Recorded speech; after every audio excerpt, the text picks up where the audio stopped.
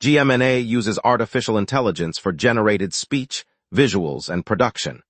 AI-generated content may contain errors. Please verify important information before making decisions or taking action.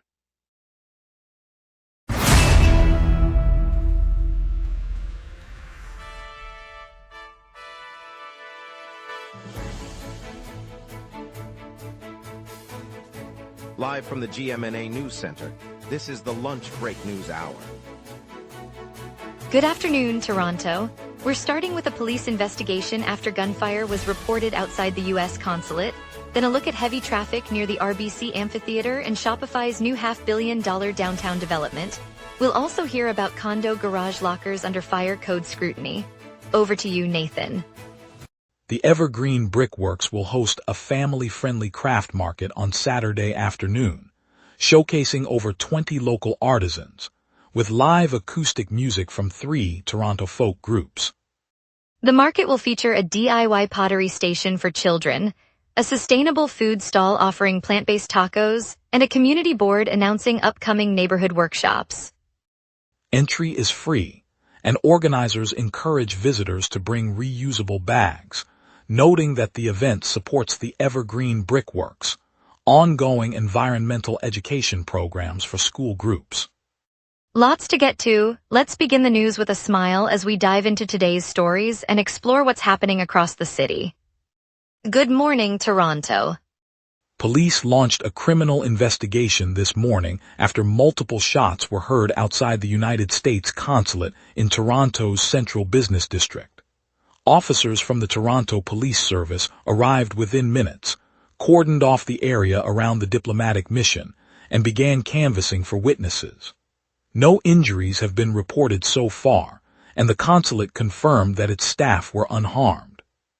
The incident prompted an immediate response from both municipal and federal authorities, with the police collecting ballistic evidence and reviewing surveillance footage from nearby buildings. Officials have not disclosed a motive or identified any suspects, but they emphasize that the investigation remains active and that public safety is a top priority. Residents and workers in the vicinity were advised to avoid the block while investigators continue their work. A press conference is scheduled for later this afternoon at City Hall. Toronto Police Service confirmed a single vehicle crash early Monday morning in the West End. At approximately 5:12 a.m., a male driver lost control of his vehicle at the intersection of Jane Street and St. Clair Avenue West, striking a utility pole. The impact caused the pole to collapse onto the roadway, and the driver sustained serious injuries. Emergency responders, including paramedics and fire crews, arrived quickly. Fire personnel secured the pole and energized nearby lines before removing it. The driver was treated on scene and then transported to hospital. Police officers secured the intersection, closed it for several hours, and began an investigation into the cause of the collision, reviewing dash cam footage and road condition reports. No other vehicles or pedestrians were involved, and traffic resumed once investigators completed their initial assessment. Toronto Fire Services has concluded that storage lockers integrated directly into condominium parking garages may violate the Ontario Fire Code. The department's inspection team found that the lockers, installed within the concrete walls of the structures, lack the required fire resistance ratings and fire separation barriers mandated for combustible storage. A fire safety consultant told the network the practice has existed for decades, but sits in a regulatory gray area that has escaped clear definition. Officials said the issue could affect hundreds of condo developments across the city, many of which added the lockers to meet resident demand for on-site storage. The fire department is reviewing the findings and will work with property managers to determine whether retrofits or removals are necessary to bring the facilities into compliance. Officials warned that lockers could accelerate fire spread in garages. An audit will begin next month to check compliance in existing complexes. Canada's first blind basketball game unfolded in Toronto this past June, marking a milestone for visually impaired athletes nationwide.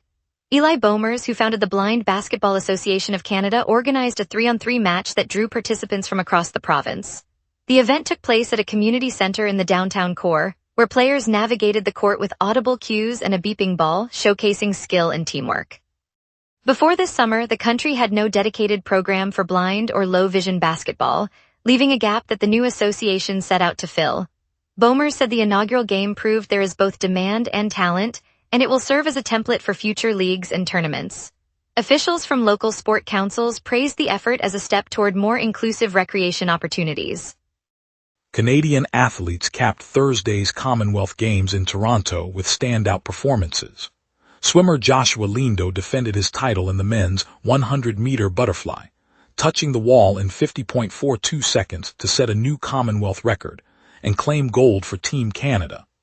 In the gymnastics arena, Ellie Black delivered a historic routine, earning gold in the women's all-around and becoming the first competitor to secure 2 all-around crowns at a single games. Both victories added to Canada's medal tally and underscored the nation's strength across sport.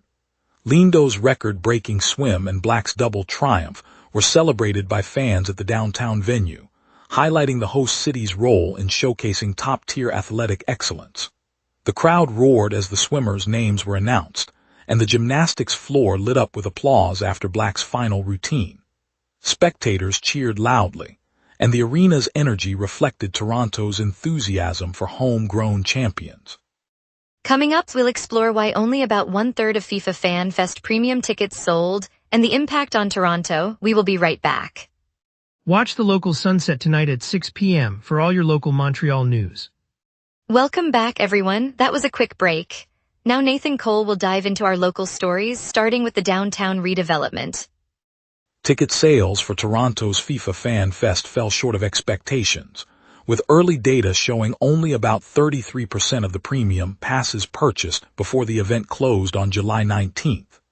The festival, held across the Fort York Historic Site and the Bentway, ran from June 11th through July 19th, featuring live World Cup match screenings alongside performances by local bands and touring DJs.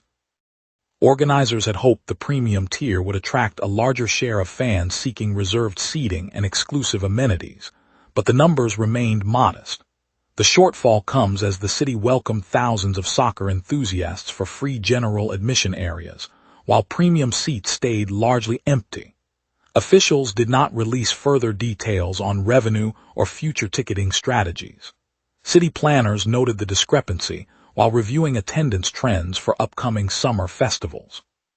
Yesterday, the 10-year-old Austin Byers crossed the finish line of the Super Tri Toronto, completing the swim, bike, and run despite a harrowing past.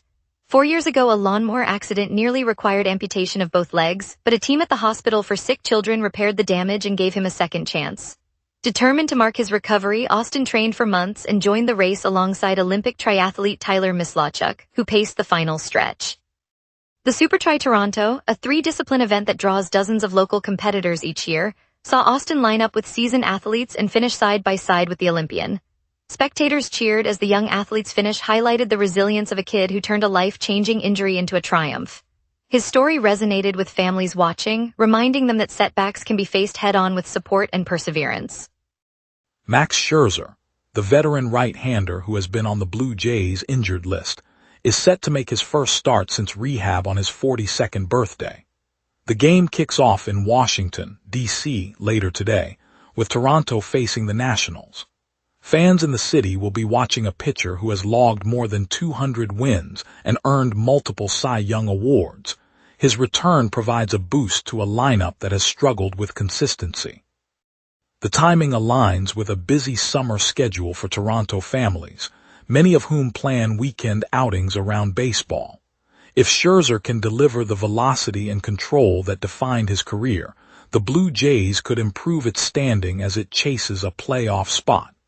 John Schneider will be behind the plate, ready to call the action. Yesterday, Toronto City Council voted on a proposal to temporarily co-name a downtown street after the K-pop sensation BTS.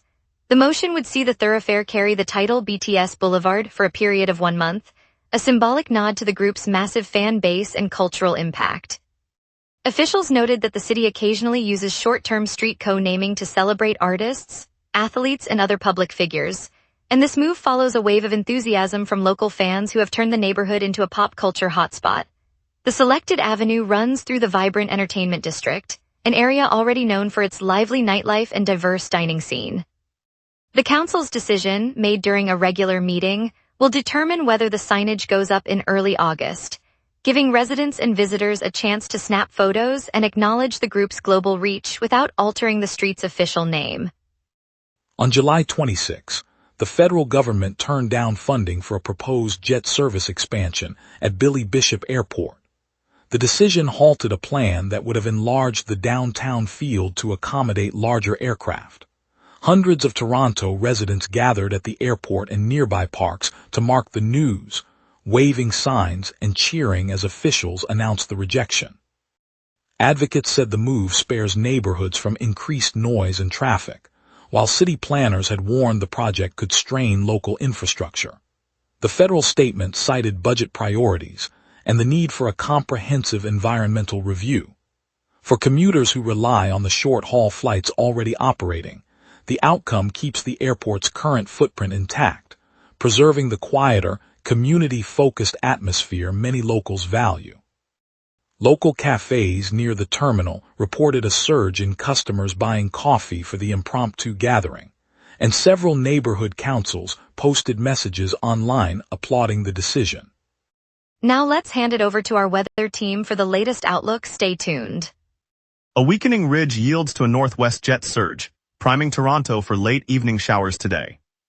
The all-time high for July 27 in Toronto sits at 33.9 degrees, recorded during the heat wave of 2016. The record low, 15.8 degrees, fell in an unusually cool snap of 2004, when a lingering Arctic front pushed far south. By contrast, the climate normal for this date hovers around 22 degrees maximum and 18 degrees minimum. Those averages reflect a modestly warm summer trend. But today's near-average pressure and high humidity keep temperatures comfortably below those extremes. On the live radar, the echo band stretches from the Niagara corridor eastward, moving northeast under the fast northwest jet. The moisture core will arrive over the city around 9 p.m., intensify through 10 p.m., then taper off by 11. By midnight, the southern Ontario region clears, leaving only scattered high-level cirrus. The current quiet spell reflects the stable air mass ahead of the incoming system, but the jet will soon force that moisture inland. At noon, Toronto sits under partly cloudy skies with a temperature of 20 degrees and a dew point matching it, so humidity feels saturated. Pressure is falling, signaling an unsettled system edging closer, while the jet stream rides overhead at 89 kilometers per hour from the northwest, funneling the next wave of moisture. Light southwest breezes linger at 4 kilometers per hour, but gusts could reach 20 kilometers per hour from the southeast this afternoon. The high for the day climbs to 23 degrees, then drops to 18 after sunset. UV index reads 5. No weather alerts are in effect. As the jet pushes the approaching front eastward, we turn to the 5-day outlook. The next 5 days stay under the influence of the same northwest jet, keeping pressure low and allowing temperatures to hover near the seasonal averages. Tuesday remains overcast with a high of 23 degrees and a low of 18, offering little change from today. Wednesday brings a slight warm-up to 25 degrees, but a 35% chance of rain will pepper the afternoon, nudging the low back to 18. Thursday clears dramatically, delivering a sunny sky and a high of 27, the warmest day of the period. Friday returns to overcast conditions, high 26 and low 19, while Saturday repeats the same overcast pattern with 26 highs and 19 lows. The pattern suggests a steady, modestly warm stretch with intermittent cloud cover and a brief chance of rain midweek. And that's your weather. Remember, the lunch break is also available as a podcast. Listen anytime on Spotify or wherever you get your podcasts. Up next, we'll dissect congestion near RBC Amphitheater, preview Shopify's downtown investment, and break down Forge's 3-1 win. We will be right back. Watch the local sunset tonight at 6 p.m. for all your local Montreal news. Heavy traffic is building around the RBC Amphitheater on Danforth Avenue, where lane closures and a stalled freight truck are pushing travel times up to 20 minutes. Drivers heading east on Danforth should consider using Danforth Road or the nearby Don Valley Parkway as alternatives. On the downtown core, construction on College and Carleton streets continues, with lane reductions at the Yonge College-Carleton intersection and streetcar work at Queen East and Broadview. Expect queues of 15 minutes on the east-west corridor and limited streetcar service. On the TTC, Line 4 remains closed through the weekend, forcing riders to transfer at. A broken escalator at Spadina Station on Line 2 means passengers must use the stairs, while an elevator outage at Victoria Park adds extra time for wheelchair users. The 97C Yonge College Bay route is detoured onto Bay Street, and shuttle buses are running on the 506 and 306 Carlton routes to bypass the construction zone. Looks like the calendar is quiet today, no major events on the docket. We'll keep an eye on what's coming up and bring you the next update soon. And now here's Marcus with sports. Here's the latest on Toronto's baseball and soccer action as the trade deadline looms. Sportsnet's Adnan Virk and Martin Gaillard broke down the Blue Jays' trade deadline outlook Sunday, weighing how right-hander Kevin Gausman might attract interest. They also floated which other Toronto pieces could move and identified likely buyer clubs, keeping fans guessing on potential deals. CBC's soccer coverage highlighted Forge's dominant performance Sunday, as Nana Ampama struck early and later added the decisive goal. The Canadian Premier League side secured a 3-1 victory over Inter Toronto, cementing a comfortable win in front of a lively home crowd. Sportsnet reported that Toronto's ace Max Scherzer is set to return to the mound Monday against the Washington Nationals. Manager John Schneider confirmed the decision Sunday, promising a much-anticipated start that could bolster the Blue Jays' rotation as the trade deadline approaches. Shopify, right in the pulse of downtown Toronto, is turning a new page for the city's tech scene. The e-commerce platform is committing up to $500 million to a fresh development at the Well, leasing roughly 23,597 square meters of sleek office space. The move will bring hundreds of new jobs, from software engineers to community managers, bolstering the neighborhood's talent pipeline. It's more than a corporate expansion. It's a vote of confidence in Toronto's ability to attract world-class innovators. For locals, that means more career pathways, brighter streetscapes, and a reminder that our city's future is being built right at home. That buzz will also lift the cafes and galleries that line the streets. Stay tuned for Canada's first blind basketball game held in Toronto, a historic moment you won't want to miss. Coming up tonight at 6, the local sunset. Your neighborhood, your city, your news. From City Hall decisions to the stories happening right on your street, we cover what matters most to Montrealers. Join us tonight at 6 p.m. on gmna for the local Sunset, Montreal's evening newscast. The Peruvian Film Festival returns for its second edition, bringing 24 films to the heart of downtown. Organizers say it's a chance to experience Peruvian storytelling, music, and cuisine with screenings for all ages. The community celebration kicks off today at 20 Carlton Street. Carl Dumont is there. Carl Dumont. Thanks, Jordan Parker. I'm standing outside Carlton Cinema on Carlton Street, the marquee lit up with bold red lettering that reads Peruvian Film Festival, 2nd edition. The scent of fresh popcorn mingles with the faint aroma of roasted coffee from a nearby kiosk, while a line of eager moviegoers stretches down the block, many clutching colorful flyers that showcase a montage of Andean landscapes and urban Lima. Inside, the lobby is draped in vibrant textiles, and a looping reel of short clips plays on a screen, offering glimpses of the 24 films that will roll from July 27 through August 2. Families, students, and senior couples chat in both Spanish and English, sharing anticipation for stories that span mythic folklore to contemporary drama. The festival isn't just about cinema, it's a cultural bridge, giving Toronto's Peruvian community a chance to see their heritage reflected on the big screen. For many, the festival feels like a homecoming of narratives that echo their own journeys. Carl Dumont, virtually at Carlton Cinemas. On a bright Tuesday morning on the bustling streets of the beaches, a handful of volunteers gathered beneath the wooden awnings of the historic Boardwalk Cafe, determined to turn a quiet corner into a celebration for the city's frontline heroes. They rolled out long, reclaimed oak tables, draped them with crisp white linens, and filled the air with the scent of fresh-baked bagels and steaming coffee. Among the volunteers was 12-year-old Maya, who proudly arranged wildflower bouquets she'd picked from her grandmother's garden, their purple petals spilling over mason jar vases.